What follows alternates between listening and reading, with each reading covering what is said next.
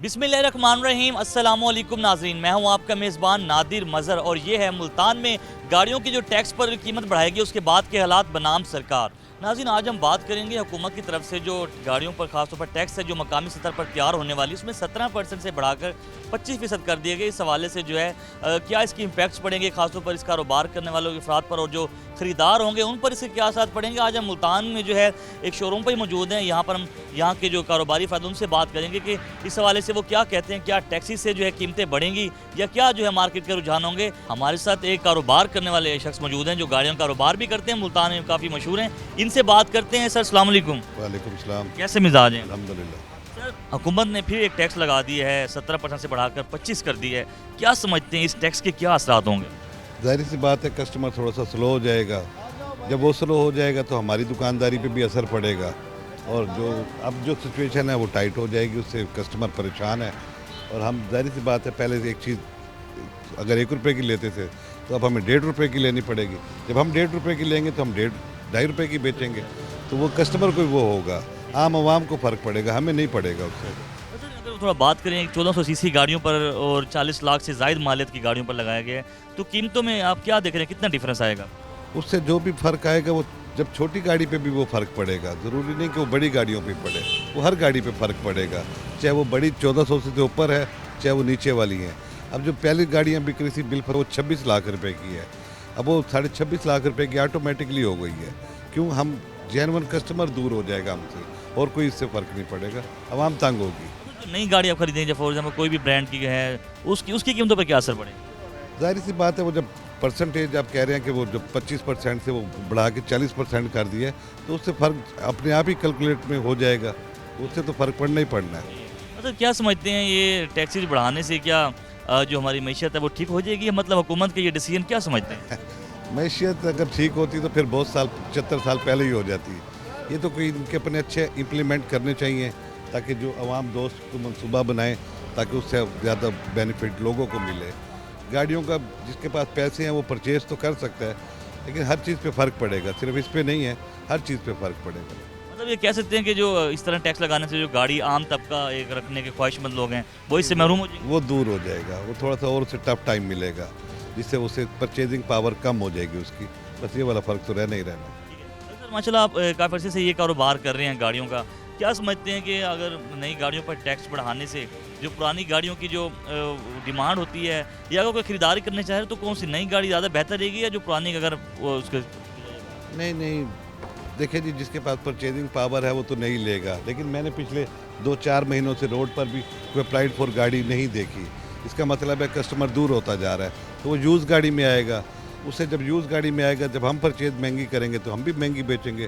फ़र्क तो आवाम ने ही फ़र्क देना है, हमने नहीं देना उसे। यानी कि आप कह रहे हैं कि जो इसका असर है वो आवाम पर ही होगा। ऐसे ही ज़ाहिर सी बात है उसे। हाँ जी, आप लोग मतलब जो टैक्स बढ़ेगा तो आपका भी रेट बढ़ जाएगा ज़ाहिर सी। ज़ाहिर सी बात है, वो हर चीज़ पे फ़र्क पड़ेगा, वो सिर्फ गाड़ियों पे नहीं है। अब तो सुन रहे हैं कि पेट्रोल भी महंगा कर देंगे। अल्लाह करे टैक्स बढ़ाने से कोई आवाम अच्छे रिलीफ दे लोगों को, लेकिन मुश्किल हो गया आवाम के लिए जीना। हाँ जी। अंदर वैसे बेसिकली जो गाड़ी जो खरीदने आते हैं वो प्रेफर क्यों करते हैं यूज्ड गाड़ी को? क्या वजह है? एक तो ठीक है कीमत हमें सस्ती मिल जाती है, और भी क्या बेनिफिट्स होते हैं? हाँ, एक तो नंबर लगा हुआ होता है, नंबर बहुत महंगा हो गया है। अब एक गाड़ी लेने जाएँ तो उसका 3-3.5 लाख रुपए का नंबर ही नंबर है। आप ये समझते हैं मैंने 70 लाख की गाड़ी ले ली है, लेकिन आपको बाद में उसके ऊपर 3-3.5 लाख का नंबर लगाना पड़ता है। फिर वो अगर आप डबल ट्रांसफ़र कराएंगे तो उसके ऊपर फिर आपको पेनल्टी भी लगेगी, फिर उस पर होल्डिंग टैक्स लगेगा। तो इसलिए कस्टमर भी चॉइस करता है कि मुझे थोड़ी चली हुई स्लाइडली वो मिल जाए ताकि वो नंबर वाले पैसे बच जाएँ। तो ये फ़र्क तो रहना ही रहना है। हर चीज़ पे टैक्स लगे हुए हैं, होल्डिंग टैक्स बहुत ज़्यादा है, रजिस्ट्रेशन पे टैक्स बहुत ज़्यादा है, दूर होती जा रही हैं चीज़ें कस्टमर से। जो लोग जैपनीज़ गाड़ी को भी प्रेफर करते हैं और लोकल, अगर इन दोनों का कंपैरिजन करें तो क्या वजह है कि लोग जैपनीज़ गाड़ी को ज़्यादा प्रेफर करते हैं या इसको लोकल को? आप क्या समझते हैं पाकिस्तान में कौन से लोग ज़्यादा इस्तेमाल करते हैं गाड़ी?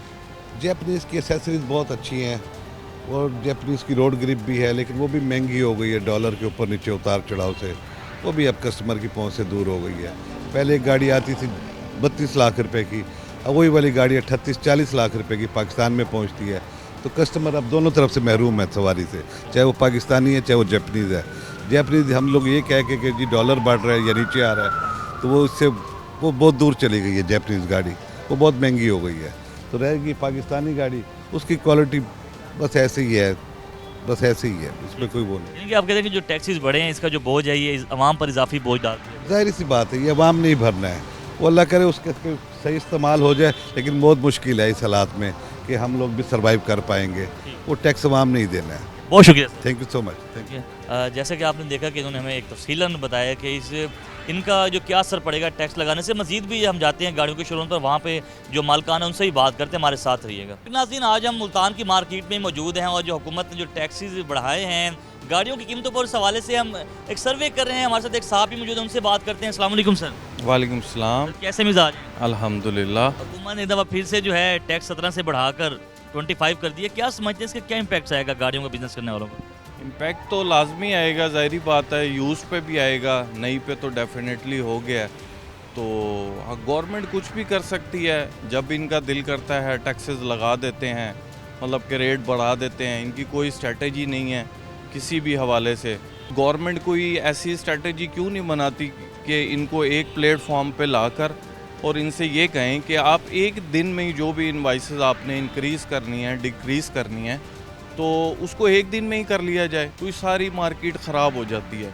जो एंड यूज़र होता है, लेने वाला होता है, वो रुक जाता है कि यार अब शायद की बात है रेट कम हो रहे हैं, इस हवाले से कोई कमी पेशी हो जाएगी गाड़ियों में, मैं तब ले लूँगा। सारी मार्केट एक जो रूटीन से चल रही होती है वो स्टक हो जाती है। हर 15 दिन बाद गवर्नमेंट अपनी स्ट्रेटजी कोई 20 दिन बाद चेंज कर लेती है, वो मार्केट सारी की सारी स्टक हो जाती है।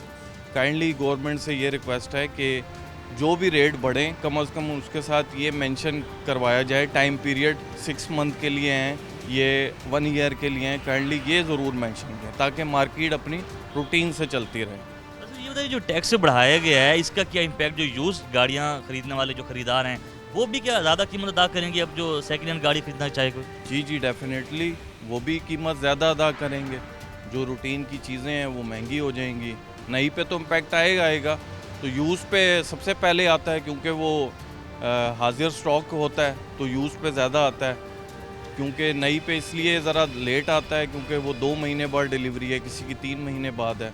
तो यूज़ वाली गाड़ी पे जो है वो फौरी तौर पे इम्पैक्ट आ जाता है रेट बढ़ने के हवाले से। बात करें 1400 सीसी गाड़ियाँ हैं या 40 लाख से ज़्यादा मालिक की गाड़ी है, अब हम मार्केट में ख़रीदार भी डेफिनेटली वो भी चाह रहा होता है कि कम पैसों में जो है मुझे मिल जाए।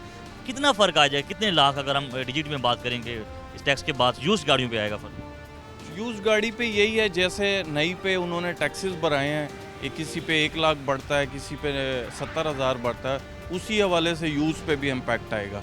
इतनी वो महंगी होंगी गाड़ी। लाख 2 लाख का जो है इसमें जी, जितना डिफरेंस टैक्स का आएगा उतना ही यूज़ पे आएगा टैक्स डिफरेंस आएगा। सर, आप समझते हैं कि हुकूमत की ये डिसीजन जो है क्या अब गाड़ी खरीदने वाले तबका जो ये शौक रखने वाले या ख्वाब रखने वाले अफराद उनके लिए ये ख्वाब ही रह जाएगा या हो जाएगा मसला? ज़ाहिरी बात है उनके लिए मुश्किलात तो आएंगी। जिसका बजट होता है उसके हिसाब से अगर बढ़ जाता है, सपोज़ कोई 15 लाख वाला बजट वाला बंदा है, 2 लाख रुपए एक्स्ट्रा नहीं कर सकता, वो उसकी इतनी कैपेसिटी नहीं होती। हाँ, कोई करोड़ वाला जो है लेने वाला, वो उसकी 10 लाख की कोई कैपेसिटी है, वो बेचारा वो नहीं अरेंज कर सकता। करोड़ वाला बंदा कर सकता है अरेंज, जाहिर सी बात है।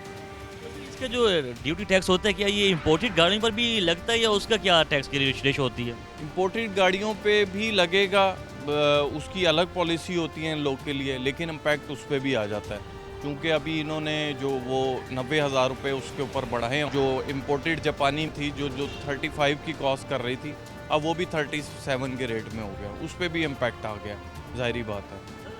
समझते हैं आप ये कारोबार भी करें गाड़ियों का, तो हुकूमत ये ऐसे मतलब कि जो नोटिफिकेशन जारी करती है इसकी रीज़न आप क्या समझते हैं, क्या वजूहत होती हैं कि टैक्सेस बढ़ा दिए जाते हैं? जाहिर सी बात है गवर्नमेंट इस चीज़ को देखती है, जो ज़्यादातर चीज़ें यूज़ हो रही हैं। अब छोटी गाड़ी पे 14 सीसी तक जो बढ़ाया है वो रूटीन की गाड़ी हैं, तकरीबन कोई 70% आवाम के पास तो वही गाड़ी है ना, ज़्यादा यूजेज है, उसी पर वो टैक्स लगा देते हैं। मतलब कि इसका जो इम्पैक्ट है वो आम तबके पर लाजमी होगा क्योंकि गाड़ी तो हर इंसान ने रखनी है, चलानी भी है, ज़रूरत भी है इंसान। ज़ाहिरी बात है हर तबके पे ऊपर होगा इफेक्ट, मुश्किल तो होगी, बाकी अल्लाह ताला मेहरबानी करने वाला है। तो उम्मीद लग रही है कि टैक्स आगे कम होगा, हुकूमत या आगे मजीद बढ़ेगा ये? मज़ीद आगे बढ़ने के ही चांसेस हैं। कमी तो अल्लाह की तरफ से होगी तो होगी, तो गवर्नमेंट की तरफ से नहीं लगता कि होगी कमी पेशी कोई। बहुत शुक्रिया आपका, thank you. Thank you very much sir. इन्होंने हमें जो है कंप्लीट एक जो रिव्यू दिया है, तफसीलन जो है बताया कि क्या इम्पैक्ट पड़ेगा रेगुलर टैक्स जो बढ़ाने से गाड़ियों की कीमतों में। मज़ीद भी ये लोगों से बात करेंगे। यहाँ वक्त तो छोटी सी ब्रेक के बाद मिलते हैं।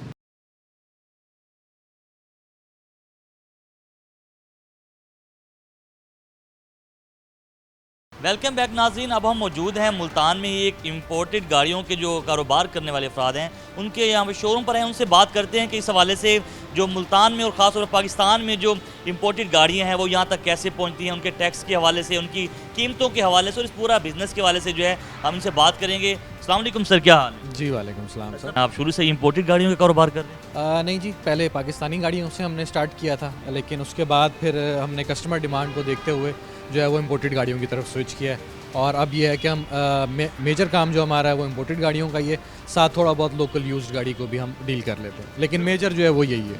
अच्छा बताइएगा, इस काम में जो है उतार चढ़ाव भी आता है, डेफिनेटली एक बिज़नेस होता है, हर बिज़नेस में होता है। इम्पोर्टेड गाड़ियों के कारोबार जो पाकिस्तान में करने वाले जो लोग हैं, जो शौकीन भी हैं, तो उनको लिए क्या मशवरा देंगे कि ये कारोबार कैसे है? जी, कारोबार बहुत अच्छा है, लेकिन यह है कि कोई भी काम आप करें नेक नियति से और ईमानदारी से करें तो उसमें जाहिर सी बात है रिज़ल्ट और होता है, और ब्लफ़ करें तो और होता है। लेकिन यह है कि आप अगर नेक नियति से और ईमानदारी से करें तो ये बहुत अच्छा काम है। सिर्फ छोटी सी जो हमें इशू आता है वो ये है कि हमारी गवर्नमेंट पॉलिसीज़ आपको पता है कि इतनी कोई स्टेबल नहीं होती। रात को सोते हैं, सुबह पता चलता है कोई ना कोई ड्यूटी लग गई, कोई इंपोर्ट पे बैन लग गया, कुछ हो गया, तो उससे ज़रा परेशानी होती है। अदरवाइज़ ये है कि कस्टमर रिस्पॉन्स हम देखें तो ये लोकल गाड़ी से प्राइस वाइज भी बेहतर हैं, ड्यूटी वाइज और स्ट्रॉन्ग हैं, क्वालिटी में अच्छी हैं, बिल्ड क्वालिटी अच्छी है, ऑप्शंस अच्छी हैं, इंटरनेशनल स्टैंडर्ड के मुताबिक हैं। तो उस हिसाब से जो है कस्टमर का रिस्पॉन्स हमें इसमें बहुत अच्छा आता है और मार्जिन भी अच्छा है। बात करते हैं कि गवर्नमेंट ने एक टैक्स भी लगाया, 17 से 25 कर दिया है, तो आप क्या समझते हैं इसके जो इम्प्लीमेंट है, इसके इम्पैक्ट आपकी इंपोर्टेड गाड़ियों पर ही पड़ेंगे? ये बेसिकली सेल्स टैक्स लगाया है गवर्नमेंट ने, जी, और सेल्स टैक्स ये जो लगाया है लोकल असेंबल्ड गाड़ियों पे लगाया है, और उनका इम्पैक्ट जो है वो जैपनीज़ पे ज़्यादा नहीं आता। जैपनीज़ गाड़ी पे इम्पैक्ट आता है जब जैसे डॉलर वगैरह की प्राइस डिफरेंस होती है, या कस्टम ड्यूटी हम लोग गवर्नमेंट जब बढ़ा देती है, या FED फेडरल एक्साइज ड्यूटी होती है वो बढ़ जाती है, तो उसमें डिफरेंस आता है, तो फिर इंपोर्टेड गाड़ी की प्राइस में डिफरेंस आता है। इसमें जो है डिफरेंस टोटल तो सी गाड़ी हमारे समझौता, इसका क्या मॉडल है और इसकी क्या जो है इसकी ऑप्शन शीट भी जो है कि अवेलेबल होती है? ये सर जो है ये थोड़ी लोकल यूज्ड गाड़ी है, 15 मॉडल है, 2018 में इंपोर्ट हुई थी और फिर लोकल ये 3-4 साल चली हुई है, हमारे पास रीसेल में आई हुई है।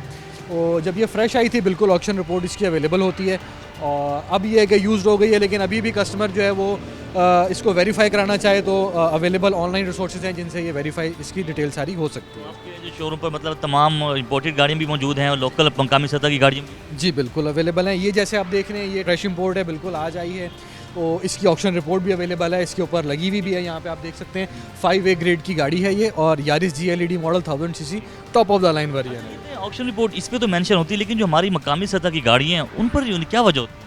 वो तो सर लोकल असेंबल्ड में 0 मीटर कंपनीज क्लेम करती है ना, तो उसको एज ए न्यू जो है वो क्या नाम है करके सेल करते हैं। ये स्लाइटली यूज्ड आती है वहाँ से, तो फिर हमें जो है वो इसमें वहाँ से पिक्चर्स जब हम देख रहे होते हैं ऑक्शन हाउस में, तो पिक्चर्स में तो पता नहीं लगता, ये रिपोर्ट बताती है कि जो गाड़ी हम देख रहे हैं परचेज करने लगे हैं उसकी कंडीशन क्या है, उसकी माइलेज क्या है, उसकी बॉडी कंडीशन क्या है, मैकेनिकल कंडीशन क्या है, तो वो इस रिपोर्ट पे डिटरमिन होता है। हम भी आगे कस्टमर को इस रिपोर्ट के थ्रू ही बताते हैं कस्टमर को कि यार इस कंडीशन पे ये गाड़ी आई है और इस कंडीशन के हम जिम्मेदार हैं जो आपको दे रहे हैं, आप वेरीफाई भी कर सकते हैं, और उसी हिसाब से ही आगे सेल होती है। किसी से गाड़ी ले लेते हैं, फॉर एग्जांपल हमने इंपोर्टेड गाड़ी ले ली, ऑक्शन रिपोर्ट भी उसने हमें दे दी, तो जब वो हम आगे किसी को फरोख्त करेंगे तो उसको देना लाजिम होगा या ज़रूरी होता है? बेसिकली ये ऑक्शन रिपोर्ट लीगल डॉक्यूमेंट नहीं है गाड़ी का, ये सिर्फ एक इन्फॉर्मेशनल डॉक्यूमेंट है कि जो चीज़ हम परचेज कर रहे हैं क्या है। अब एक कस्टमर ने फ्रेश गाड़ी परचेज की, जब वो 3-4 साल बाद सेल करेगा तो इस ऑक्शन रिपोर्ट से ये तो पता लग सकता है कि उसने जब परचेज की थी तो किस हालत में थी। अब 4 साल में उसने गाड़ी मेंटेन की है, नहीं की, रफ रखी, क्या की, उसके लिए एक हमें फ्रेश इंस्पेक्शन गाड़ी की दोबारा करवानी पड़ेगी।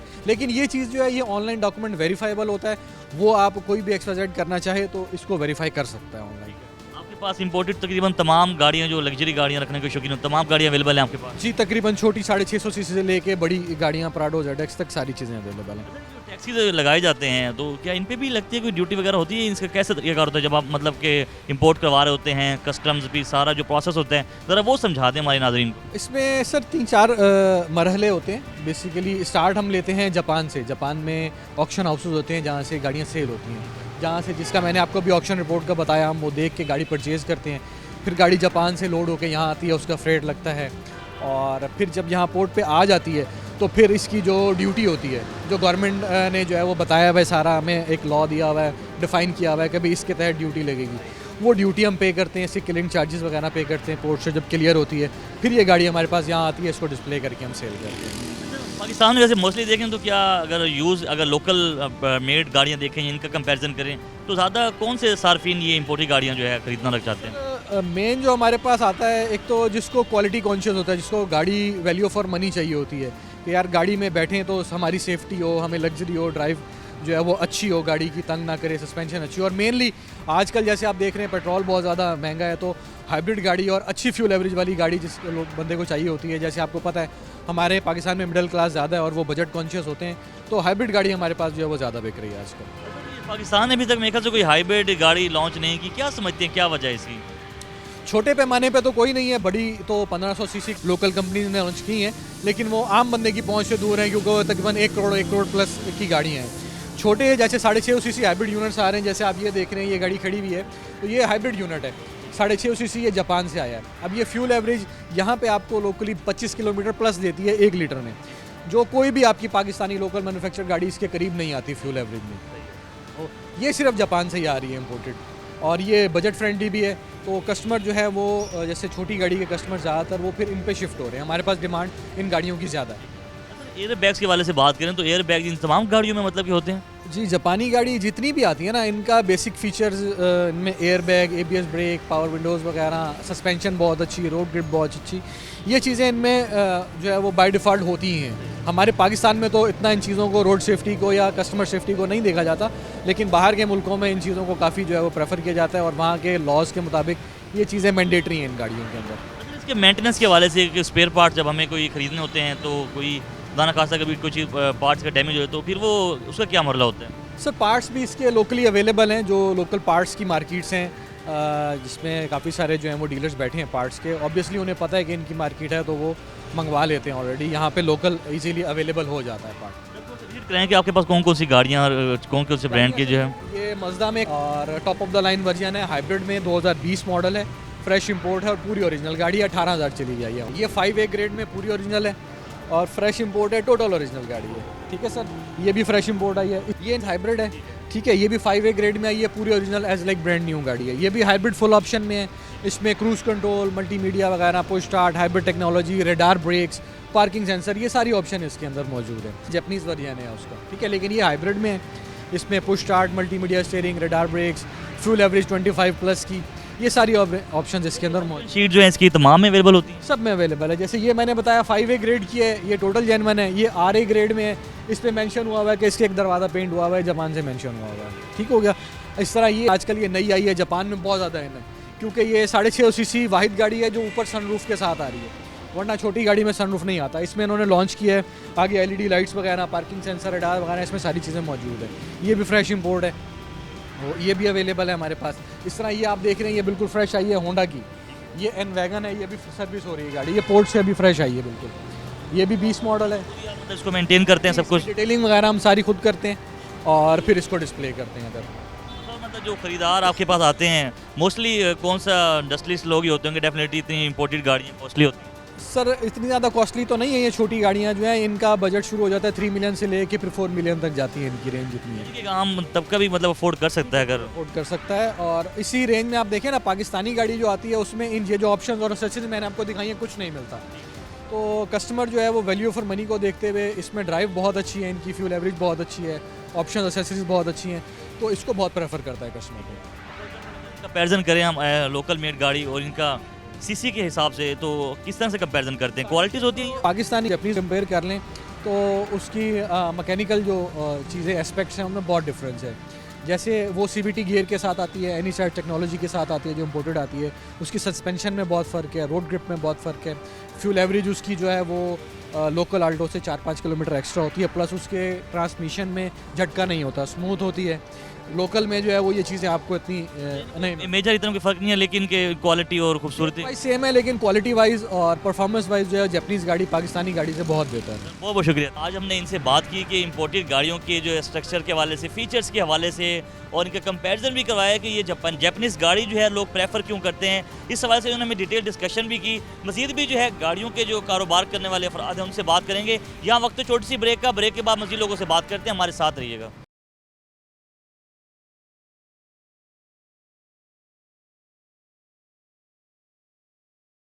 वेलकम बैक नाजरीन। बात करते हैं शोरूम पर मौजूद मालकान से कि जो गवर्नमेंट ने टैक्स लगाया है उस कीमतों का जो है क्या असर पड़ेगा कारोबार पर, और ख़ास तौर पर वो लोग जो गाड़ी खरीदना चाहते हैं उन पर जो क्या असर पड़ेगा। अस्सलाम वालेकुम सर। जी वालेकुम अस्सलाम। कैसे हैं आप? ठीक। जी अल्लाह का करम, बिल्कुल ठीक ठाक। हुकूमत ने दोबारा से जो है टैक्स बढ़ा दी है, क्या समझते हैं इसका क्या इम्पैक्ट पड़ेगा गाड़ी खरीदने के वालों पर, या यूज गाड़ियों पर क्या पड़ेगा, या नई गाड़ी पर कितनी कीमतों में इजाफा हो? जी देखें, गाड़ियों के रेट्स पहले ही इतने ज़्यादा हाई कर दिए हैं कि इस वक्त मार्केट में बहुत ज़्यादा स्लम्प है, बायर्स हैं नहीं। नई गाड़ियों की प्राइस बढ़ने की वजह से पुरानी गाड़ियां भी ऑटोमेटिकली बहुत ज़्यादा महंगी हो गई हैं, और उसके ऊपर इन्होंने अभी ये 25% सेल्स टैक्स इंक्रीज़ किया है, जो कि 1400 सीसी से ऊपर वाली गाड़ियों के ऊपर लगेगा, और 40 लाख की अमाउंट जिन गाड़ियों की है। ये इंतहाई गलत फ़ैसला है। ऑटो इंडस्ट्री इस वक्त बिल्कुल तबाह हाल हो चुकी है, कोई इसका पूछने वाला नहीं है, कोई भी इस पर गौर नहीं करता। पहले एक इंपोर्ट का बिज़नेस चल रहा था जापान से, उसका ये बेनिफिट था कि ये जो लोकल इंडस्ट्री है इनके रेट्स थोड़े से कंट्रोल में रहते थे। अब आज 3 साल हो गए, इन्होंने जापान इंपोर्ट बिल्कुल बंद कर दी है, जिसकी वजह से इस वक्त ये जितनी कंपनीज पाकिस्तान में, जितने असम्बलर्स बैठे हुए हैं, इन्होंने बिल्कुल चोर बाज़ारी मचाई हुई है। ये बिल्कुल आवाम का नहीं सोचते। अभी ये टैक्स इन्होंने लगाया, इससे डीलर्स को तो जो नुकसान है वो तो है ही है, लेकिन आवाम को इससे कोई फ़ायदा नहीं है। आवाम की भलाई के लिए इन्होंने कोई काम नहीं किया। इस वक्त आप मार्केट की सूरत हाल देखें कि मार्केट में गाड़ियों की भरमार है, लेकिन बायर्स नहीं हैं, तो गाड़ियां वैसी की वैसी ही हैं। अब शोरूम मालकान हैं, उनके इतने एक्सपेंसेस हैं, जब गाड़ी सेल ही नहीं होगी तो एक्सपेंसेस किधर से पूरे होंगे। यही हाल आवाम का है। आवाम बेचारी, कुछ सफ़ेद पोश लोग कुछ 2, 4, 10 लाख इकट्ठे करके गाड़ी ले लिया करते थे। अभी इस वक्त जो सूरत हाल है तो 10 लाख 15 लाख में कोई गाड़ी मिलती ही नहीं है। तो हमने इस पर बारहा एहतजाज भी किया है हमारी मार्केट ने, लेकिन इस पर कोई पूछने वाला नहीं है, और बुरा हाल इस वक्त किया हुआ इन्होंने। ये बताएं, कीमतों के बारे से अगर बात करें, टैक्स के बाद नई गाड़ी की कीमत कितनी बढ़ जाएगी या कितना इजाफा होगा, और जो यूज़ गाड़ी है क्या इसके ऊपर भी इसका असर आएगा? जी, ये बड़ी अनफॉर्चुनेट सी बात है, ऐसा होना नहीं चाहिए, लेकिन इस मुल्क में हो ये रहा है। जो न्यू गाड़ियों की प्राइसेस बढ़ रही हैं, उसके साथ साथ यूज़ गाड़ियों की प्राइसेस भी बढ़ रही हैं, क्योंकि गाड़ियों की शॉर्टेज है। अभी फिर डिफरेंट चैनल्स के थ्रू, अभी सिर्फ डीलर नहीं रेट बढ़ाते यूज़ गाड़ी का, अभी और प्लेटफॉर्म्स है, पार्क व्हील्स है, OLX है, वहाँ पे लोग खुद अपनी गाड़ी पोस्ट करते हैं, वो भी हाई रेट के ऊपर पोस्ट होती है।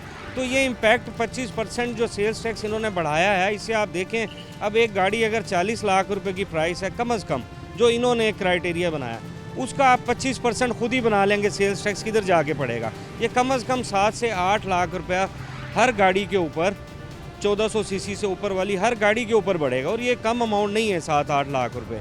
मतलब ये इसमें कभी एक वक्त में आप एक गाड़ी ख़रीद लिया करते थे इतने पैसों में, जितना अब इन्होंने सिर्फ टैक्स बढ़ा दिया है। जो आवाम है जो गाड़ी खरीदने का ख्वाब रखती है, क्या फिर वो नई गाड़ियों की तरफ जाए या सेकंड हैंड गाड़ियों को जो है खरीदे? नहीं, देखें जी, नई गाड़ी तो इस वक्त मेरा नहीं ख्याल कि किसी की भी अप्रोच में है। इवन जो मैन्युफैक्चरर हैं, जो डीलर्स हैं पाकिस्तान में, कंपनीज़, वो भी इस वक्त इस हाल पे पहुंच गई हैं कि आज से साल पहले हर गाड़ी के ऊपर बाकायदा ऑन हुआ करता था, और 6-6 महीने की बुकिंग्स हुआ करती थी। अभी उनका अपना ये हाल है कि वो विदाउट ऑन गाड़ी देते हैं और इनवॉइस भी देते हैं, कोई 6-6 महीने की बुकिंग नहीं है, बल्कि वो साथ कुछ ऑफ़र्स भी हैं कि जी आपको फ्यूल टैंक देंगे या रजिस्ट्रेशन फ्री देंगे। तो नई गाड़ी तो इस वक्त किसी की पहुंच में नहीं है। अब आ जाए यूज़ गाड़ी के ऊपर। यूज़ गाड़ी भी इस वक्त जो आम लोगों का बजट है वो सिर्फ 15 से 20 लाख तक है, तो जो उस रेंज में फॉल करती हैं गाड़ियाँ, सिर्फ वही बिक रही हैं इस वक्त जो मार्केट की सूरत हाल है। तो आप क्या समझिए, टैक्स आगे मज़ीद बढ़ेगा या लगता है कम होगा? नहीं, कम तो अभी तक हमने नहीं देखा। अभी देखें, डॉलर 4 पे 5 रुपये बढ़ता था तो गाड़ी की प्राइस 4 से 5 लाख रुपए बढ़ा देते थे। आपको याद हो, गालबन आज से 8-9 महीने पहले डॉलर 330 से 280 पर आया था, तो 50 रुपये की एक अमाउंट बहुत हैवी अमाउंट होती है जो कम हुई थी। और इन्होंने क्या किया था, इन्होंने गाड़ी के ऊपर सिर्फ 1.5 से 2 लाख रुपए कम किया था। तो कम होने का जितना हमारा तजर्बा, हमने तो अभी तक नहीं देखा कि ये प्राइसेस कम करते हैं। अलबत्ता बढ़ने का वो तो इनकी मनमानी है। अभी 25% टैक्स बढ़ाने की कौन सी लॉजिक है?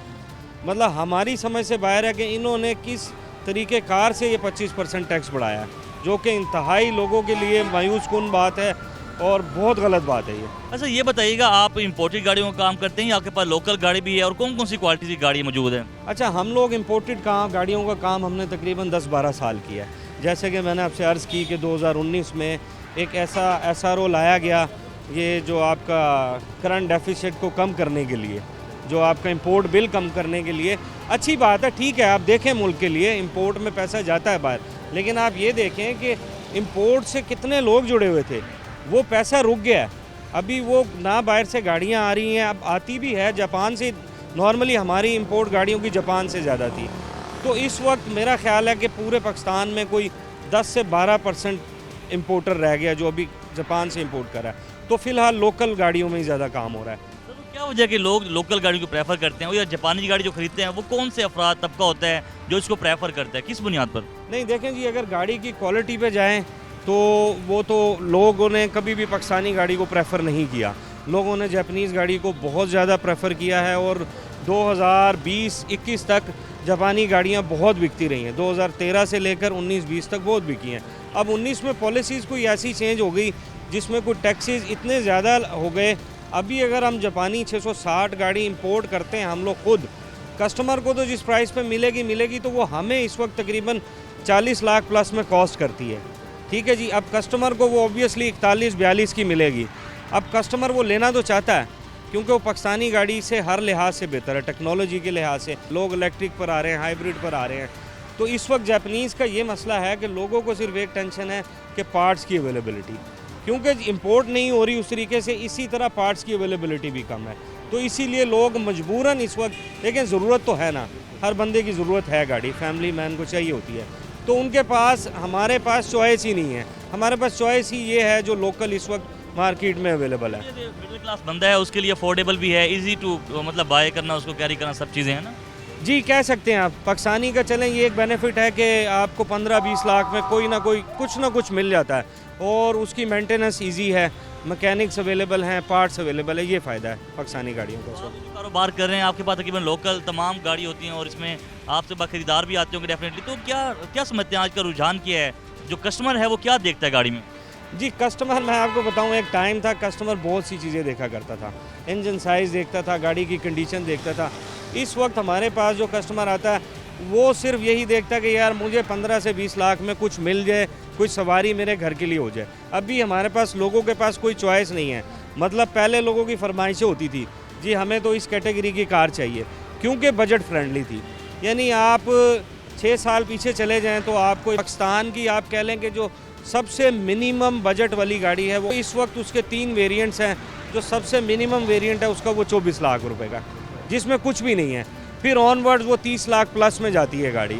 तो लोगों का इस वक्त ऐसा कुछ नहीं है कि वो कोई स्पेशल रिक्वायरमेंट्स हो, वो सिर्फ कहते हैं ये हमारा बजट है, हमें इस बजट में गाड़ी मिल जाए, सवारी मिल जाए, तो दैट्स इट। यही अभी इस वक्त रूटीन चल रही है। जैसे आपने बताया कि दुनिया जो है वो इलेक्ट्रिक कार्स की तरफ आ गई है, क्या मतलब कि पाकिस्तान में भी तक मेरे ख्याल से हाइब्रिड्स की भी इतना कोई सिस्टम रवाज नहीं हुआ, क्या समझते हैं कितना ज़रूरी है हाइब्रिड पे आना? सर, बहुत ज़रूरी है। एक तो आप ये देखें कि ये पोल्यूशन से बड़ा रिलेट करता है, जिस वजह से दुनिया इसके ऊपर जा रही है, इलेक्ट्रिक या हाइब्रिड पर। चलें, हमारा मुल्क अभी इतना डेवलप नहीं है कि हमारे पास इलेक्ट्रिक की पोर्ट्स या जगह जगह पर वो मौजूद हों, तो एटलीस्ट आप टर्बो पे तो मत जाए ना। टर्बो तो जितना आप देखेंगे एमिशन क्रिएट करेगी, जिसने लेनी है उसके लिए फिर स्पेशल फ्यूल यूज़ करना है। हमारे इधर लोगों, इनको चाहिए कि ये ऐसी गाड़ी बनाएं, लोग चलें, जैसे तैसे गाड़ी तो ले ही लेंगे, लेकिन उसको चलाना भी तो है। अभी फ्यूल आउट ऑफ कंट्रोल है, फ्यूल प्राइसेस सबको पता कि वो अभी वो अफोर्डेबल ही नहीं रही। तो आप टेक्नोलॉजी में आगे जाने की बजाय आप पीछे जा रहे हैं। देखें ना, डीजल इंजन दुनिया में बंद हो चुके हैं, ये अभी तक डीजल मैन्युफैक्चरर हैं। अभी लोग हाइब्रिड पे जा रहे हैं। आप इलेक्ट्रिक पर मत जाएं, आप हाइब्रिड तो लेकर आएँ। कम से कम आपके जो माहौल है वो भी पोल्यूशन फ्री रहे और लोगों के लिए इकोनॉमिकल भी रहे। अगर आपके पास जो कस्टमर आता है उसकी रेंज मतलब जैसे 40 लाख लेना चाहता है गाड़ी, उसका बजट है, तो आप उनके लिए कौन सी गाड़ी रिकमेंड करेंगे, उसमें क्या क्या क्वालिटीज़ होनी चाहिए? सर, 40 लाख के बजट में इस वक्त आपका सिटी मिल जाएगी। फैमिली वाला बंदा है, उसको मतलब चाहिए कि मैं अपनी फैमिली के साथ रहूँ, ट्रैवल भी करूँ पूरे पाकिस्तान में, अच्छी गाड़ी भी हो, उसमें फीचर्स भी हो, तो 40 लाख के बजट है, ये 30 में भी आ जाएगा? जी देखें 40 में एक अच्छी रीज़नेबल कार आ जाती है, बाकी बजट जितना कम करते रहेंगे तो वो मॉडल पुराने होते जाएंगे। मिल जाती हैं गाड़ियाँ लेकिन वो पुराने मॉडल्स की तरफ फिर आप जाएंगे। बाकी पुराना मॉडल है तो ऑब्वियसली वो काम भी निकालेगा, उसमें मैकेनिकल वर्क बाय टाइम भी आएंगे। तो 30 लाख के बजट में इस वक्त आपको कोई बहुत अच्छी या लग्जरी कार नहीं मिलती। जैसा कि मैंने आपको बताया अभी, ये एक छोटी फैमिली के लिए है कि चलें एटलीस्ट एक फैमिली मैन का गुजारा हो। बहुत शुक्रिया sir thank you very much. इन्होंने हमें तफसीलन जो है बताया कि क्या इम्पैक्ट पड़ेगा रेगुलर टैक्स जो बढ़ाने से गाड़ियों की कीमतों में। मज़ीद भी लोगों से बात करेंगे। यहाँ वक्त तो छोटी सी ब्रेक का, ब्रेक के बाद मिलते हैं।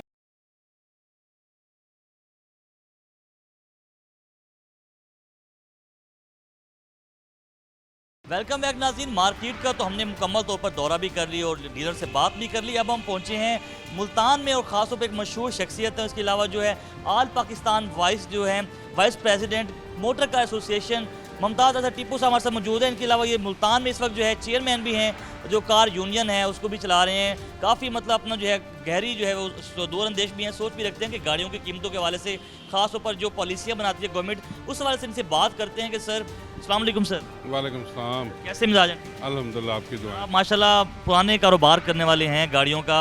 अभी हुकूमत ने एक नया जो है नोटिफिकेशन भी जारी किया है टैक्स का, ज़रा तफसीलन बताइएगा इसका क्या इम्पैक्ट पड़ेगा। एक्चुअली बात है कि जो नया नोटिफिकेशन आया है ना, नोटिफिकेशन आते रहते हैं, टैक्सेस लगते रहते हैं। जो टाइम है ना, ये बहुत बुरा टाइम है।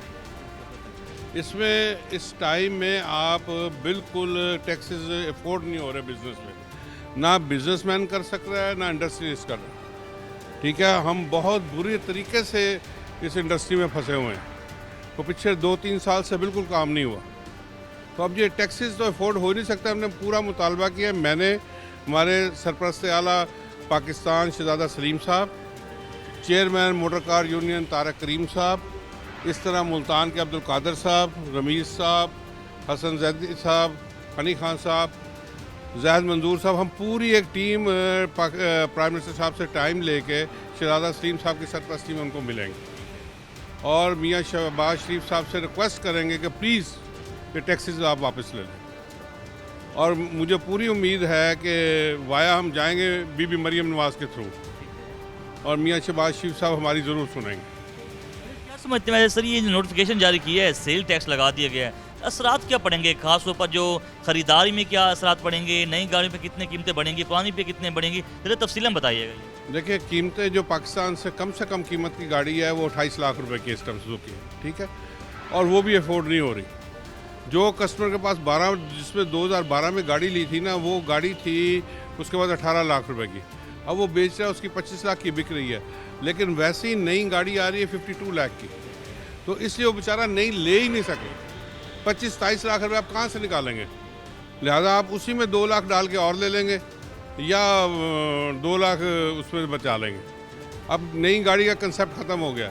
मैं रिक्वेस्ट करूँगा मियाँ मोहम्मद नवाज शरीफ साहब से कि वो ख़ुद इन पूरे मतलब पाकिस्तान की सरपरस्ती करें, मियाँ शहबाज शरीफ साहब की भी, बीबी मरियम नवाज शरीफ की भी, और पाकिस्तान को संभालें।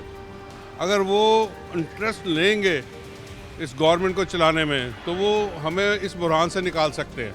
उनमें ये काबिलियत है मियाँ मोहम्मद नवाज शरीफ साहब। समझते कि नवाज शरीफ साहब जो है उनके अंदर ये काबिलियत है कि वो इस गाड़ियों के बुरहान से जो कीमतें बढ़ी हैं, मईशत को भी ठीक कर सकते हैं। मईशत को इतना आला ठीक कर सकते हैं कि आप सोच नहीं सकते। हम जहाँ खड़े हैं ना, हम बहुत ज़्यादा दलदल में खड़े हैं इस टाइम।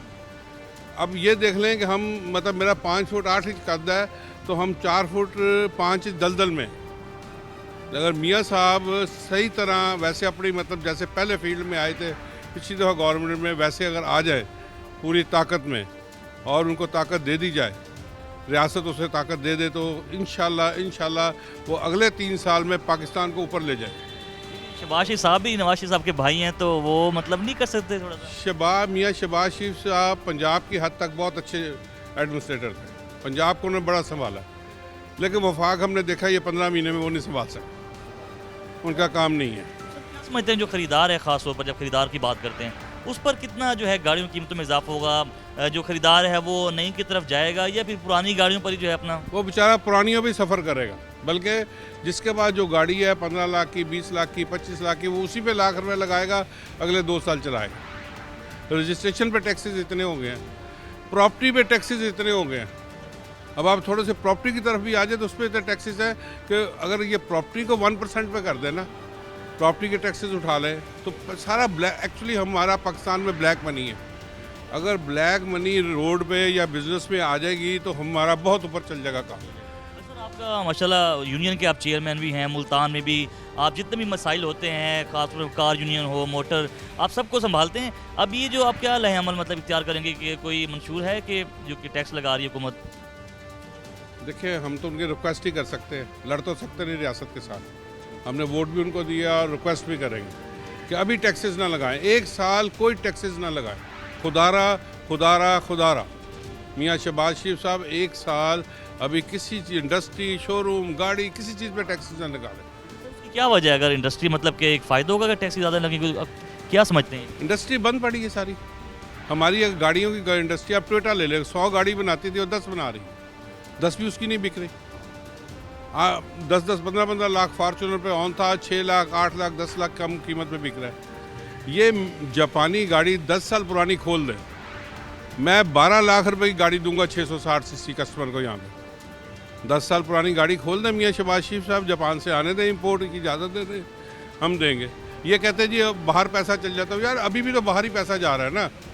आप देख लें कि हर चीज़ बाहर से पार्ट्स आते हैं, जैसे हम मैन्युफैक्चर करके फिट करके हम लोगों को देते हैं। यहाँ तो हम एक सुई नहीं बना रहे, टायर तक हमारा पाकिस्तानी नहीं लग रहा गाड़ी को। विजिट करें अपने शोरूम का, आपके पास कौन कौन सी गाड़ियाँ अवेलेबल हैं? क्या जापानीज़ का भी करते हैं आप या पाकिस्तानी लोग? पाकिस्तानी भी है, जापानीज़ भी हैं, लोकल भी हैं, सारी गाड़ियों करते हैं। अब तो इसकी जो कीमत में टैक्स के बाद कितना इजाफा होगा आप समझते हैं? ये कितनी कीमत बढ़ जाएगी? इस गाड़ी में होगा 4 से 5 लाख रुपए। 4 से 5 लाख इजाफा हो आगे आगे ऑलरेडी सेल नहीं है, आगे सेल नहीं है। जाएगा। अगर जो बड़ी गाड़ी देख लें, ऐसे इस तरह 1400 सीसी से ऊपर गाड़ी है, हाँ जी, इसकी कीमत में क्या इजाफा होगा? मैं आपको बता रहा हूँ, ये कुछ 4 लाख से लेके 7 लाख तक इजाफा जाएगा। देखिए ये टाइम नहीं है, हम 4-4 लाख रुपए कम बेच रहे हैं, कस्टमर नहीं ले रहा। बोझ है इसका, इजाफी बोझ क्या आप भी उठा रहे हैं या अक्सर आवाम पर ये टैक्स होगा? देखें बिजनेसमैन बोझ नहीं उठाता, मैं ऐसे झूठ बोलूँ, बिजनेसमैन दलदल में जा रहा है। जो इजाफी बोझ है आवाम उठा रही है, लेकिन क्योंकि सेल नहीं है, कारोबार नहीं है, अखराजात वैसे ही हैं, बिजनेसमैन दलदल में जा रहा है। मैं बार बार मियाँ मोहम्मद नवाज शरीफ साहब से एक रिक्वेस्ट करूँगा कि देखिए अब इमरान खान साहब या कोई और ऐसे, मतलब वो भी, हर आदमी अपनी जगह अच्छा लीडर है, हम किसको बुरा नहीं कहते हैं बिजनेसमैन, लेकिन खुदारा इस मुल्क को बचा रहे हैं। ऐसी कोई लग रहा है, कोई उम्मीद है शहबाज शरीफ साहब के पास कोई ऐसी पॉलिसी या मंशूर देख रहे हैं? उनकी बॉडी लैंग्वेज से लगता है कि कोई रिलीफ दे पाएंगे, खासतौर पर बिजनेस कम्युनिटी? क्या तवक्कुआत हैं आप? अगर मियाँ मोहम्मद नवाज शरीफ साहब प्राइम मिनिस्टर हाउस में बैठ जाएंगे और वो आगे उनको गाइडलाइन देंगे तो इंशाल्लाह मुस्तकबिल अच्छा हो जाएगा। अगर नहीं देंगे तो शहबाज शरीफ साहब कुछ नहीं कर सकते। यानी कि आपकी चॉइस जो है वो आपके पसंदीदा नवाज शरीफ साहब? मेरी चॉइस नहीं है, मेरी चॉइस नहीं है, उनके अंदर मतलब स्किल है, उनकी कारकर्दगी, यानी कि वो मैनेज करना जानते हैं मुल्क कैसे चले। जब भी वो आए हैं, देखें बिजली का बुरहान था, उन्होंने दूर किया, रोड्स हमें उन्होंने दी है, ठीक है, बहुत सारी चीज़ें उन्होंने दी हैं। वो जब आते हैं जो चीज़ वो अभी अगर वो रहती उनकी गवर्नमेंट जो पहले 3.5 साल पे चले गए हैं तो हमारा कराची तक मोटरवे होता। अब हम सक्खर से कराची तक जाते हैं 10 घंटे में, सक्खर से मुल्तान आते हैं 3 घंटे में। मैं उनको, मतलब मैं ये नहीं कह रहा कि मैं उनका वोटर हूँ, सपोर्टर हूँ, मैं उनकी कारकर्दगी उनकी कारकर्दगी है, जो काम किए हैं वो कोई भी पार्टी का है, उसको अप्रिशिएट तो करना चाहिए। ठीक है, कोई का है, चाहे पीटीआई की पार्टी का है, पीटीआई ने भी काम किए हैं, बहुत सारे अच्छे काम किए हैं उन्होंने। परवेज़ लाई साहब ने अच्छा काम किया है, उन्होंने 1122 दी है, हमें मुल्तान में कडियालजी दिया है, मतलब जो चीज़ जो काबिल तारीफ़ है वो चीज़ें दी हैं। खान साहब ने 10 लाख रुपए का हेल्थ कार्ड दिया था इमरान खान साहब ने। तो हर चीज़ आदमी, कोई काम जो होता है वो नज़र आता होता, ज़िंदगी चलता है। सर आप वापस अपने टॉपिक पे आ जाते हैं, ये बताएं जो हमारी ये कार इंडस्ट्री या मोटर इंडस्ट्री है, क्या ज़रूरत है इसको बूम करने की? किस तरह से ये जो है आगे डेवलप हो सकती है या तरक्की आ सकती है? ये जो हमारी लोकल इंडस्ट्री है ना, उन्होंने कैप्चर किया हुआ है, ठीक है, वो बाहर से इंपोर्ट नहीं होने देते गाड़ी को। मैं खुदारा ये रिक्वेस्ट करूँगा पीएम साहब से, मियाँ मोहम्मद शहबाज शरीफ साहब से, कि ये जो गाड़ी वो इस टाइम आने दे रहे हैं 3 साल पुरानी, इससे 10 साल पुरानी कर दें, 15 साल पुरानी कर दें। हर आदमी गाड़ी पे चढ़ेगा। 8 10 लाख 12 लाख 15 लाख 18 लाख की गाड़ी हो। देखिए हमने तो चलो ये ना बड़ी गाड़ी ना करे, जो लग्जरी गाड़ी है वो वैसे 3 साल आने दें। जो 660 सीसी गाड़ी है ना उसे 15 साल पुरानी कर दें। अब ये मैं बेच रहा हूँ इस टाइम 48 लाख की, ठीक है जी, और ये 10 साल पुरानी गाड़ी होगी तो ये बिकेगी 18 लाख में। अब देखिए आप 18 लाख की ले सकते हैं ना, आप भी ले सकते हैं ना, तो ये 48 लाख की आप ले सकते हैं। तो बस यही बात है। क्लास आदमी के लिए, यानी कि अगर टैक्स हटेंगे तो उसका जो ख्वाब है वो पूरा हो जाएगा। टैक्सेस पूरे देंगे हम, टैक्स ही पूरे देंगे। टैक्सेस भी पूरे देंगे, लेकिन वो गाड़ी पुरानी पे ड्यूटी कम होगी, उधर से गाड़ी सस्ती मिलेगी। तो 15 लाख 16 लाख 8 लाख 12 लाख 16 लाख ये 660 सीसी गाड़ी मिलेगी। 1000 सीसी गाड़ी हम बेचेंगे 22 लाख की 20 लाख रुपए की, ठीक है। तो इसलिए हम मेरी रिक्वेस्ट ये है कि 10 साल पुरानी कम से कम गाड़ी खोल दें। जापान से या अदर मुल्क जहाँ से भी आए 10 साल पुरानी है, 3 साल पुरानी लग्जरी गाड़ी वो बेशक 3 साल रखे। टैक्सेस कोई इतना इशू नहीं है, लेकिन बस वो जो आप कहेंगे पोर्ट खोल दिया जाए, वहाँ से जो कीमतें हैं वो कम होंगी और हर बंदा जो है गाड़ी भी चला दे। हाँ जी बिल्कुल। अब मैंने अपने जो हमारे सरपरस्त आला है पाकिस्तान के शहजादा सलीम साहब, ठीक है, वो आल पाकिस्तान यूनियन के सरपरस्त आला है। ऐसे चौधरी तारक करीम साहब चेयरमैन हैं हमारे पंजाब के, मैं वाइस चेयरमैन हूँ आल पाकिस्तान का, और ऐसे सब दोस्तों ने हमने मिल के शहजादा सलीम साहब से डिस्कस हुई है, वो मियाँ मोहम्मद शहबाज शरीफ से टाइम ले रहे हैं। जितनी जल्दी हमें टाइम मिलेगा हम इंशाल्लाह उनके आगे जाके गुजारिश करेंगे, सर और कोशिश करेंगे मियाँ मोहम्मद नवाज शरीफ साहब को भी मिले। बहुत शुक्रिया मुमताज़ साहब, आपने टाइम दिया, मेहरबानी। थैंक यू सो मच जी। वाइस प्रेसिडेंट हैं पाकिस्तान के, हमारे साथ मौजूद थे, जिन्होंने तफसीलन हमें जो है इस हवाले से बताया कि गाड़ियों में जो टैक्स लगाया गया उसका जो है क्या इम्पैक्ट पड़ेंगे। ख़ास तौर पर उन्हें तफसीलन ये भी बताया कि आगे क्या लाएअमल है, कि किस तरह से जो है पाकिस्तान की इंडस्ट्री, खास तौर पर जो कार इंडस्ट्री है, ये किस तरह से बूम कर सकती है। इन्होंने अपना तफसीली जायज़ा पेश किया। यहाँ हम अपने प्रोग्राम को ख़त्म करेंगे, आपसे मुलाकात होगी फिर एक नए प्रोग्राम में। तब तक अपने मेज़बान नादिर मज़हर को इजाज़त दीजिएगा, ढेर सारी दुआओं के साथ, पीएम बनाम सरकार के साथ। अल्लाह हाफिज़, पाकिस्तान जिंदाबाद।